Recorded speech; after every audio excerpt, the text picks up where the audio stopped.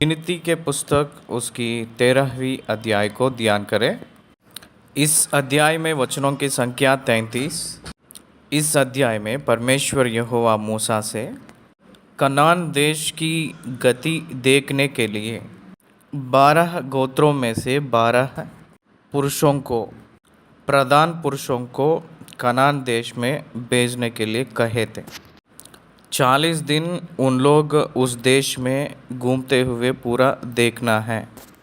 उस देश कैसा है और उस देश के लोग किस प्रकार के रूप में रहते हैं, वहाँ कौन सी फसल उगता है, उस भूमि धरती कैसे रहा है, वहाँ के शहरों कैसे हैं, उन लोगों के निवास स्थान यानी घरें और कोटाएं कैसे हैं, ये सब कुछ वो लोग देखकर आना है। इस्राएलियों के 12 गोत्रों की 12 प्रधान पुरुष, उस पुरुषों ने उस देश में घूमते हुए पूरा देखकर रिपोर्ट लेकर आना है। उस रिपोर्ट को देखकर बाकी इस्राएली लोग किस रीति से वो लोग रेस्पॉन्ड होंगे, वो देखने के लिए परमेश्वर चाहे थे। ये मूसा नहीं चाहता, ये स्वयं परमेश्वर ही चाहते। इस सारा विवरण ही हमें इस अध्याय में उन लोग जाना और वहाँ सब कुछ देखना, घूमना और रिपोर्ट को वापस लेकर आना और उस रिपोर्ट को मूसा के सामने प्रकट करना। ये पूरे बातें इस अध्याय में लिखा गया है। पहली वचन से हम लोग ध्यान करेंगे। फिर यहोवा ने मूसा से कहा, कनान देश जिसे मैं इस्राएलियों को देता हूँ, उसका भेद लेने के लिए पुरुषों को भेज। वे उनके पितरों के प्रति गोत्र के एक प्रधान पुरुष हो। यहोवा से यह आज्ञा पाकर मूसा ने ऐसे पुरुषों को पारान जंगल में से भेज दिया, जो सबके सब इस्राएलियों के प्रधान थे। इस प्रधान पुरुषों, जो प्रमुख के लोग जो प्रधान के रूप में हैं, जो भेजे गए हैं, उन लोगों के नाम और उन लोगों के गोत्र 4वीं आयत से लेकर 16वीं वचन तक लिखा गया है। आइए पढ़े।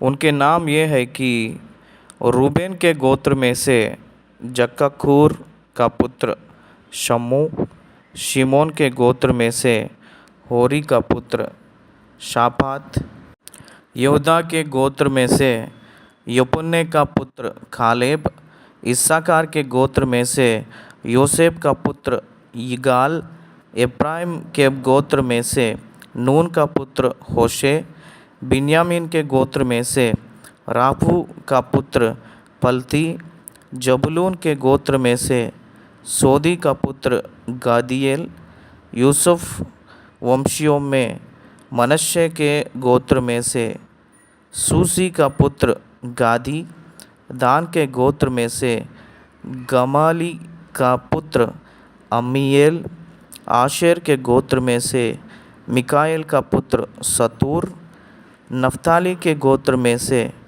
बोप्सी का पुत्र नहूबी, गाद के गोत्र में से माकी का पुत्र गुईएल। जिन पुरुषों को मूसा ने देश का भेद लेने के लिए भेजा था, उनके नाम यही हैं। और नून का पुत्र होशे का नाम उसने यहोशू रखा। उनके कनान देश का भेद लेने को भेजते समय मूसा ने कहा। इस 12 गोत्र के एक प्रधान पुरुषों से मूसा ने परमेश्वर के दास बात कर रहे थे। 17 आयत से, इधर से अर्थात दक्षिण देश होकर जाओ। पहली बात यह है कि आप लोग हिम्मत लाना और पहाड़ी देश में जाकर उस देश को देख लो कि कैसा है, और उसमें बसे हुए लोग को भी देखो कि वे बलवान हैं या निर्बल, तोड़े हैं या बहुत। और जिस देश में वे बसे हुए हैं वह कैसा है, अच्छा या बुरा, और वे कैसी कैसी बस्तियों में बसे हुए हैं और तंबुओं में रहते हैं या गाढ़ अथवा किलों में रहते हैं, और वह देश कैसा है, उपजाऊ है या बंजर है, और उसमें वृक्ष है या नहीं, और तुम हियाव बांधे चलो और उस देश की उपज में से कुछ लेते भी आना। वह समय पहली पक्की दाखों का था। 21 आयत, इसलिए वे चल दिए और सीन नामक जंगल से ले राहोब तक, जो हमात के मार्ग में है, सारे देश को देखभाल कर उसका भेद लिया। वे दक्षिण देश होकर चले और हेब्रोन तक गए। वहाँ अहीमन, शोशाय और तल्मय नामक अनाक वंशी रहते थे। हेब्रोन मिस्र के सोआन से 7 वर्ष पहले बसाया गया था। तब वे एशकोल नामक नाले तक गए और वहाँ से एक डाली दाखों के गुच्छे समेत तोड़ ली, और 2 मनुष्य उसे एक लाठी पर लटकाए हुए उठा ले चले गए। और वे अनारों और अंजीरों में से भी कुछ कुछ ले आए। इस्राएली वहाँ से दाखों का गुच्छा तोड़ ले आए थे। इस कारण उस स्थान का नाम यशकोल नाला रखा गया। 40 दिन के बाद वे उस देश का भेद लेकर लौट आए और पारान जंगल के कादेश नामक स्थान में मूसा और हारून और इस्राएलियों की सारी मंडली के पास पहुँचे और उनको और सारी मंडली को संदेश दिया और उस देश के फल उनको दिखाए। देखिए, उसका भेद लेने के लिए भेजा गया है। स्पाइंग कहते हैं। क्यों भेद लेना है? परमेश्वर ने इस्राएलियों की जनता को परीक्षा कर रहे थे। How they respond to the country God chosen for them, God promised for them. परमेश्वर जो दिया है उस देश को उन लोग पहले ही जानकर उसके ऊपर उनका राय किस रीति से रहेगा, उस देश और उस देश की प्रजा और उस देश के फल, उस देश के घरों, उस देश के पेड़, उस देश के खेती फसल, ये सब देखे। सो जब how they respond to the God's promised land, that's what gods want to know। ये ना देखकर भी बेच सकते हैं ना, उन सभी लोगों को कनान देश में ले जा सकते हो। इसलिए उस देश किस रीति से है जानकारी मिले के बाद they should to decide whether they go और नॉट। क्या आप समझ रहे हैं? परमेश्वर ने हमें स्वर्गलोक को देंगे कहकर कहे जब वो अपनी इच्छा को मूल्य देकर, what should be our response to God's promises? That's very important. परमेश्वर के वायदाओं की अपनी उत्तर क्या है, अपनी रेस्पॉन्स क्या है? क्या हम लोग उनकी महिमा करेंगे, उनकी स्तुति करेंगे? नहीं तो हम लोग धिक्कारेंगे। उद्धार तो यहोवा दिए हैं, उसको हम लोग अंगीकार करेंगे या इनकार करेंगे, it is our free choice. परमेश्वर तो वादा किए हैं मैंने आपको दूंगा कहकर। उन लोग भी वादा की फल पाने के लिए इच्छा पाना है ना, वो लोग भी चाहना है कि वादा के फल पाने के लिए, इसीलिए भेद देकर आने के लिए कहे थे। इसलिए उन लोगों को किस रीति के श्रेष्ठ प्रॉमिस लैंड को वो वादा किए हैं, वो लोग जानने के लिए परमेश्वर ये देख के आने के लिए ये कार्यक्रम किए हैं। 40 दिन वो लोग घूमते टहलते होके उन लोग रिपोर्ट लेकर आए थे, उस फलों को दिखाए थे। वो सारी मंडली उस फलों को देखे थे। उन लोगों ने उसको मूसा को ये कहे थे, 27 आयत, उन्होंने मूसा से यह कहकर वर्णन किया, जिस देश में तूने हमको भेजा था उसमें हम गए, उसमें सचमुच दूध और मधु की धाराएं बहती हैं और उसकी उपज में से यही है। परंतु उस देश के निवासी बलवान हैं और उसके नगर गाढ़ वाले हैं और बहुत बड़े हैं। और फिर हमने वहाँ अनाक वंशियों को भी देखा। दक्षिण देश में अमालेकी बसे हुए हैं और पहाड़ी देश में हित्ती, यबूसी और एमोरी रहते हैं और समुद्र के किनारे किनारे और योर्दान नदी के तट पर कनानी बसे हुए हैं। पर कालेब ने मूसा के सामने प्रजा के लोगों को चुप करने के विचार से कहा, हम अभी चढ़ के उस देश को अपना कर ले, क्योंकि निस्संदेह हम में ऐसा करने की शक्ति है। कालेब ने कह रहा था, अपना शक्ति काफ़ी है, हम लोग उन लोगों को क्या कर सकते हैं, अपना सकते हैं, उस देश को अपना सकते हैं कहकर कह रहे थे।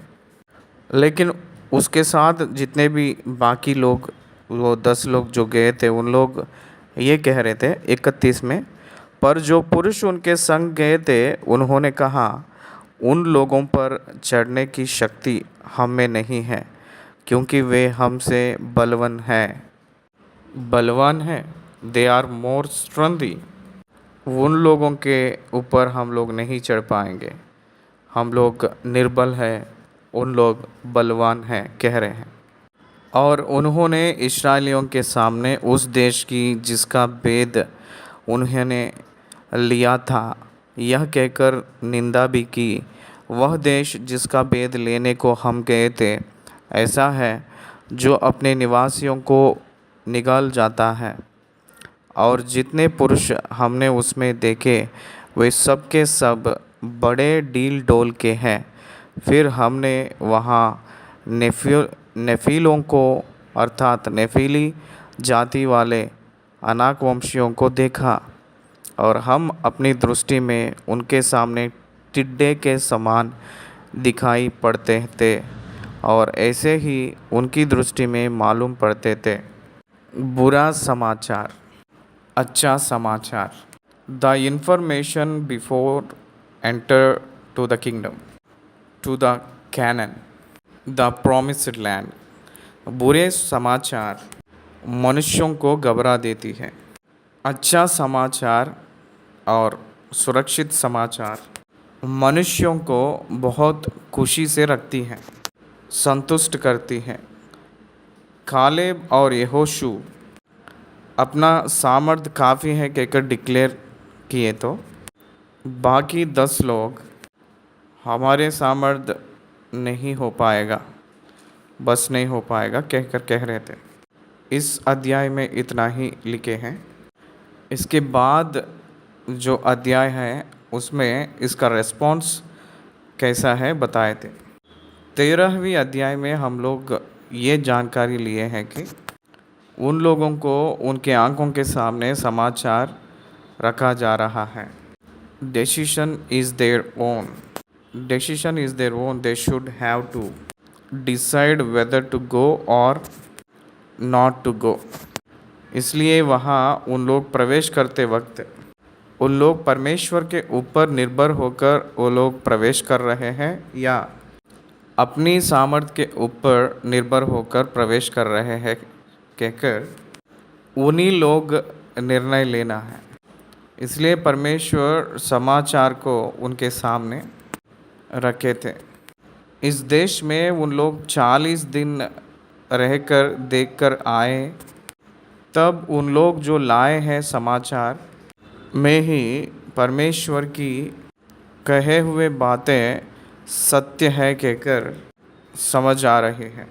हम लोग जो गए थे उस देश बहुत अच्छा है, देश तो अच्छा है, देश में जो लोग हैं वो लोग बुरे हैं कहकर बता रहे थे। यही तो परमेश्वर ने उन लोगों को भगाकर उस देश को इन लोगों को देने के लिए सोचे थे।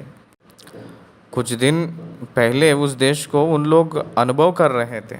हित्ती लोग, यबूसी, अमोरी और अमालेकी, कनानियों, अलाकियों, ये सभी लोग अनुभव कर रहे थे। वो लोग बुरे हैं, इसलिए परमेश्वर उन लोगों के ऊपर नफ़रत करके, उन लोगों को घृणा करके उस देश को इन लोगों को देने के लिए चाहे थे। वैसे देते वक्त पहले ही इन लोगों को बताए थे, देने से पहले ही मूसा के ज़रिया।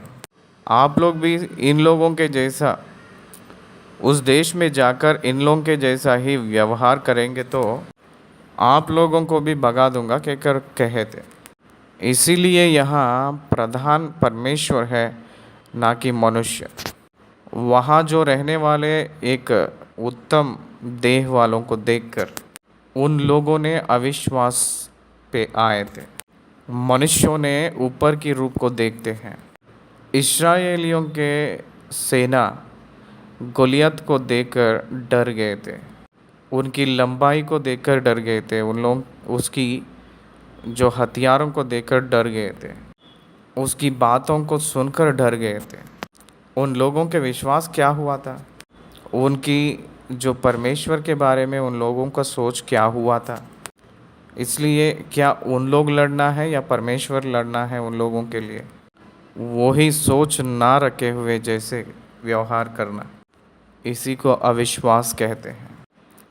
ये जन विश्वास ना रहने से हम लोगों भी परिस्थितियों को ही देखते हैं, लोगों की ओर ही देखते हैं, वो निष्फल को ही रास्ता दिखाएगी। अगर विश्वास रहता तो परमेश्वर की ओर देखते हैं, परमेश्वर की प्रोविज़न की ओर देखते हैं, परमेश्वर जो देने जा रहा है उस जय की ओर ताकते हैं, अपनी ओर, अपने बल की ओर नहीं देखते हैं। ये हम लोग याद रखना है। इन लोग कौन सी व्यक्ति कौन सी प्रांत पे, किस किस जगहों पे रहकर वहाँ के लोगों को देख के आकर उस प्रजाओं को याद करके ये लोग अपने आप को घबरा ले रहे हैं। उनके ऊपर की रूप, उनकी व्यवहार, उनकी स्थिति, उनकी कठोर मन उस देश के लोगों, उन लोग खुद ही खा लेने के स्वभाव के रूप को देखकर they will kill the people. इसलिए हम लोग उन लोगों के ऊपर नहीं चढ़ पाएंगे, हम लोग हार जाएंगे कहकर सोच रहे थे। Their opinion is wrong, their understanding is wrong, their assessment is wrong. परमेश्वर से भी बलवान कौन है? परमेश्वर अपने पक्ष रहे तो हमको कौन हरा पाएगा कहकर नहीं सोच रहे थे इन लोग। हम लोग ले जाएंगे कहकर परमेश्वर कह रहे थे। परमेश्वर ने कहे थे कि मैं ले जाऊंगा कहकर उन लोगों ने अनाक वंशियों को देखकर डर रहे थे। परमेश्वर को देखकर बल नहीं ला पा रहे थे अपने आप को, परमेश्वर की ओर देखकर सामर्थ्य नहीं पा रहे हैं। क्या हम लोग परमेश्वर की ओर देखकर सामर्थ्य पाए? मनुष्यों को देखकर डर जाएंगे। परमेश्वर की ओर देखकर बल पाए, परिस्थितियों की ओर देखकर हम लोग कमज़ोर हो जाएं। परमेश्वर की सच्ची सेवक लोग, परमेश्वर के दास लोग, परमेश्वर के संतान परमेश्वर की वजह से संतुष्ट रहते हैं। हबक्कुक कहते हैं, मड़ई में पशु रहे ना रहे, अंगूर की डालियों में अंगूर फल आए ना आए, अंजीर के पेड़ को अंजीर नहीं आए तो भी मेरा उद्धारकर्ता यहोवा की ओर ताकते हुए मैं बहुत संतुष्ट हूँ कहता है। इसीलिए हम लोग ये सीखना है कि विश्वास हम लोग जो रखना है उसको धीरज कहते हैं। हम लोग निर्भर होना है परमेश्वर के ऊपर, ना कि मनुष्य। हम लोग अपने जजमेंट के ऊपर, अपने इच्छा के ऊपर आधारित होंगे, निर्भर होंगे, या परमेश्वर के पावर के ऊपर हम लोग निर्भर हो रहे हैं। आपकी जजमेंटल पावर आपको वीकन करती है। सावधान। आप जो हिसाब डालते हैं अपने सोच से, वो किसकी वजह से वो हिसाब आप डाल रहे हो? क्या आप अपने स्वयं सोच के हिसाब डाल रहे हैं या परमेश्वर की ओर से हिसाब डाल रहे हैं?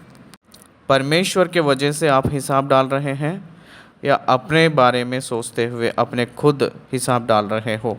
सारे अविश्वासी लोग अपने खुद की सामर्थ्य से शत्रु के सामर्थ्य को हिसाब डालते हैं।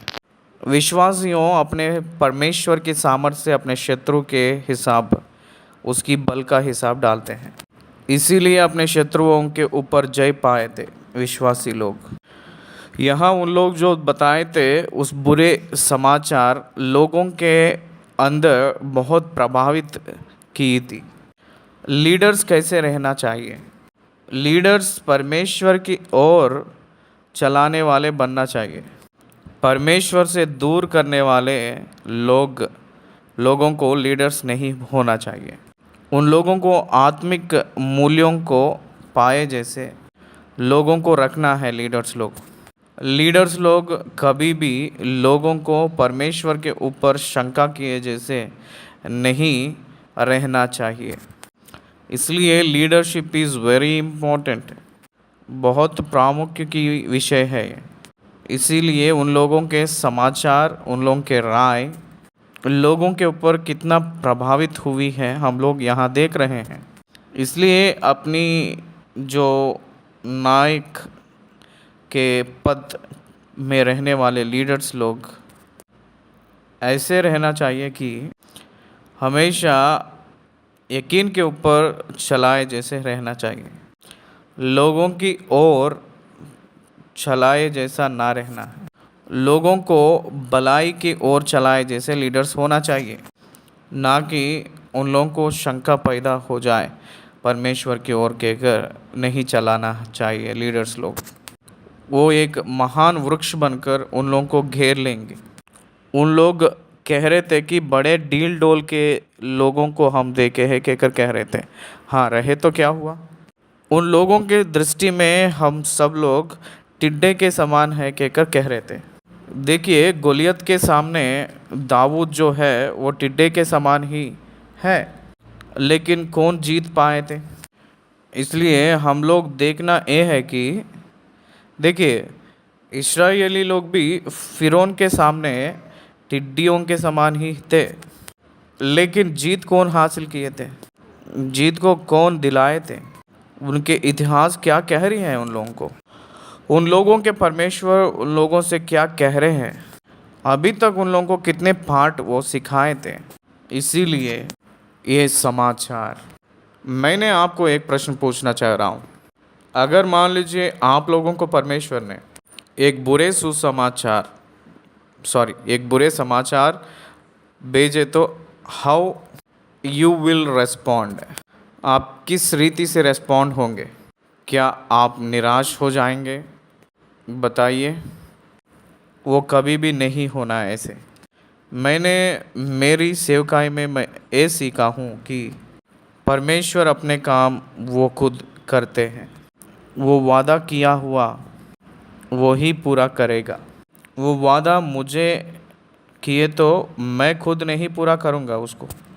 मुझे जो किया है वादा, वो ही मेरा परमेश्वर मेरे जीवन में पूरा करेगा।